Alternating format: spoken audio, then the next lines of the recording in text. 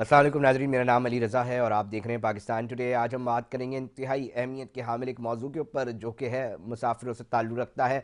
Railway एक अहम ज़रिया समझा जाता है किसी भी शहर से दूसरे शहर जाने के लिए। और अब कंप्लेंट्स आ रही हैं और मामला ये है कि पहले तो हमें ये सामने आ रही थी कि जी शिकायतें आ रही थी वीडियोज़ की शक्ल में, और आज एक अफसोसनाक वाक़या शादरा के मुकाम पर हुआ है जहाँ पर जो शालीमार एक्सप्रेस है वो उतर गई पटरियों से। और क्यों ये हादसा पेश आया, इंतहाई खौफनाक सीसीटीवी फुटेजेस हैं जो सामने आई हैं, इस वक्त स्क्रीन पर भी देखी जा सकती हैं। ये हादसा सिर्फ ये नहीं कि सिर्फ लाहौर में पेश आया, बल्कि आज हम बात करेंगे कि अब तक 3 हादसा हैदराबाद समेत लाहौर वो रिपोर्ट हुए हैं। क्या गफलत बरती जा रही है, कौन से वो अनासर हैं जिसके ऊपर काम होना ज़रूरी है, जिसके ऊपर काम नहीं हो रहा, और इतने ख़तरनाक मामलात किस नहज तक जो पहुंच रहे हैं उसके पीछे कौन जिम्मेदार है, इसके ऊपर बात कर लेते हैं। ब्यूरो चीफ हैदराबाद हमें इरफान उर्फी साहब ने ज्वाइन किया है। बहुत शुक्रिया इरफान साहब। थोड़ा अहवाल बताइएगा। आज लाहौर में भी हादसा पेश आया, साथ साथ हैदराबाद में 2 हादसा जो हैं वो रिपोर्ट हो चुके हैं।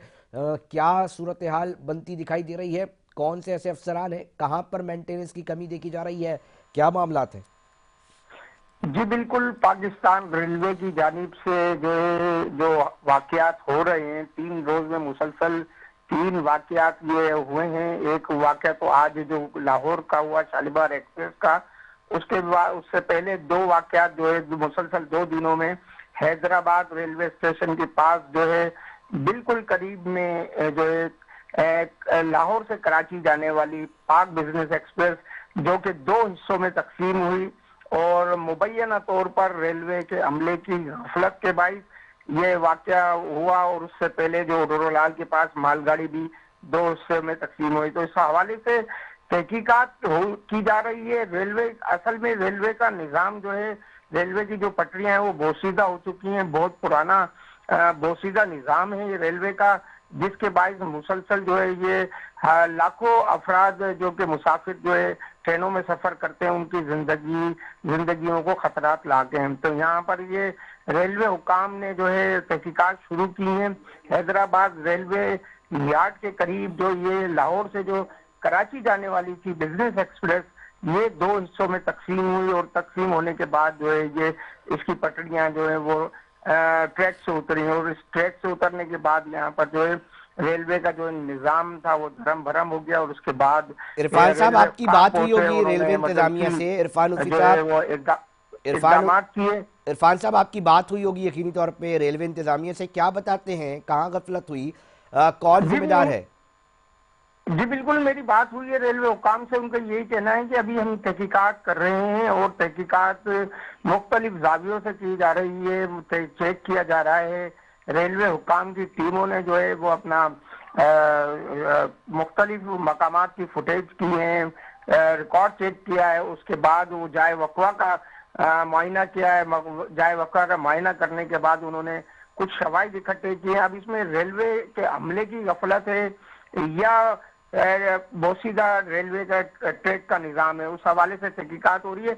और मैं आपको ये बताता चलूं कि लाहौर से भी जो है रेलवे के हुकाम ने जो है ये जो वाकयात हैदराबाद और डोरोलाल के करीब मालगाड़ी के हुए, तो उसके लिए हवाले। लेकिन इसमें एक चीज ये हुई है कि मुसाफिरों की जान माल की हिफाजत हुई, और जो इसमें कोई कीमती जान तो जाए नहीं। लेकिन ये एक सवाल पैदा होता है कि हैदराबाद रेलवे स्टेशन और दीगर जो मकामात हैं, पलाईगानी है, डोरोलाल है, अपना शहजादपुर रेलवे स्टेशन है, यहाँ तक जो पटड़ी है, हालांकि जब ट्रेनों की आमद होती है तो उससे पहले जो है रेलवे ट्राली का गश्त भी कराया जाता है।